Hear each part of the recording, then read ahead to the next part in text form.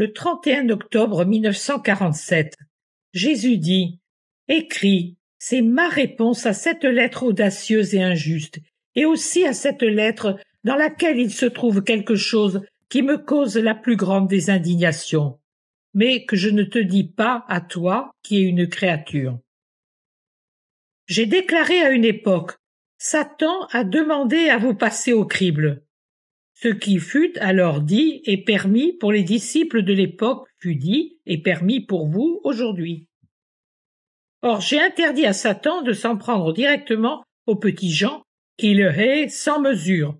Je lui ai interdit de tourmenter le petit Jean comme il tourmente Dora della Pieve, en qui s'agitent 7 fois 7 démons qui la torturent si férocement que ce que tu as vu, Romualdo, n'était que caresse d'enfant à côté des sévices infernaux qu'elle endure actuellement. Satan vous a donc pris, vous, certains d'entre vous, en trop grand nombre, pour mettre au supplice Maria, mon petit Jean, et en même temps vous passez au crible. Lui et moi, vous passons au crible, et vous avez détruit mon instrument docile par l'intermédiaire de qui tant de lumière, tant de paroles auraient continué à vous arriver. Toi, Romualdo, tu n'as été pour mon instrument ni un père, ni un directeur spirituel, mais un parâtre et un tentateur, à tel point que je l'ai confié à un autre père, qui, lui, sait être vraiment un père et un directeur. Car si je la console directement, je veux néanmoins que les consolations reçues par Maria soient examinées et reconnues pour vraies, divines, par un prêtre en qui habite l'Esprit Saint, avec toute la plénitude de ses dons. Ce prêtre juge, connaît, conseille.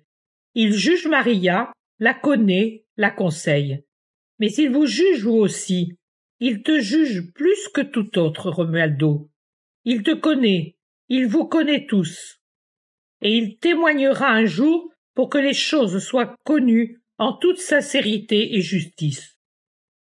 D'un coin perdu d'Italie, j'ai pris un saint prêtre inconnu, inconnu de Maria, inconnu de vous, qui vous ignorez et ignorez le porte-parole ainsi que l'œuvre, pour le conduire auprès de Maria en lui disant à elle « Voici ton père » et à lui « Voici ta fille ». Cela ne te dit-il rien, Romualdo? Ton cœur ne se repent-il pas en reconnaissant humblement tes torts? Toi, un père pour Maria? Non, tu l'étais. Puis très vite, Satan a circonvenu ta paternité et l'a altérée. De spirituelle qu'elle était, il l'a changée en matérielle. Tu n'es plus devenu bon que pour les choses de la terre. Ensuite, au fur et à mesure que Satan resserrait ses liens autour de toi, tu as même cessé d'être paternel en ce qui concernait la chair de cette personne, et tu es seulement devenu rigoureux, dur, mordant. Directeur spirituel, toi? Non. J'ai dû redresser la barre et la voile de cette pauvre âme, car ta conduite était un aquilon qui l'a dérouté et l'a porté à se heurter aux écueils de certaines connaissances, de certaines déceptions que je voulais lui épargner, pour ne pas scandaliser cet enfant qu'est mon petit Jean, qui croyait fermement que tout prêtre était un autre Christ. Un autre Christ. En vérité, si j'avais été comme cela, je n'aurais certainement pas attiré à moi le doux André, ni Jean l'aimant. En vérité, si j'avais été comme toi, je n'aurais pas attiré à moi les enfants, les pécheurs ou les païens. Ne t'est-il pas cuisant comme une brûlure de penser? J'ai détruit l'œuvre de mon Seigneur, qui avait ramené les Belfanti à l'église, au sacerdoce. Pierre, lui, a du moins pleuré sur le scandale qu'il avait causé la nuit de ma capture, jusqu'à en avoir les joues creusées. Mais toi, en vérité, tu as éloigné les âmes de moi, ces âmes que je m'étais conquises à l'aide du petit Jean. En vérité, tu as conduit le petit Jean à me résister et à ne plus reconnaître ma voix, à redouter que ce ne soit Satan qui lui ordonne de vous donner ce que 15 mois durant j'avais exigé quotidiennement qu'on ne vous donne plus. Ce n'est pas pour toi que j'ai permis que cela te soit donné, mais pour la paix du petit Jean qui meurt. Et il meurt avant l'heure parce que vous l'avez épuisé. En toi s'incarnent Bildad, Sophar et Éliphaz. Or, je ne les apprécie guère. Je préfère mon petit Job, et, comme je l'aime, je lui dis, mon serviteur Job, mon petit Jean, ma Maria, prie pour lui, prie pour eux, offre et souffre afin que ne leur soit pas imputée leur conduite à ton égard et leur manière de parler de moi, et à leur prochain sans cette rectitude qui est amour de Dieu et des âmes. C'est moi qui te dis cela, le Seigneur éternel, qui défend les humbles, les petits, et qui, de colère, foule aux pieds les orgueilleux et les durs de cœur. C'est moi qui te dis cela. Prie ton Seigneur que le sacrifice de Maria réduise ta dette.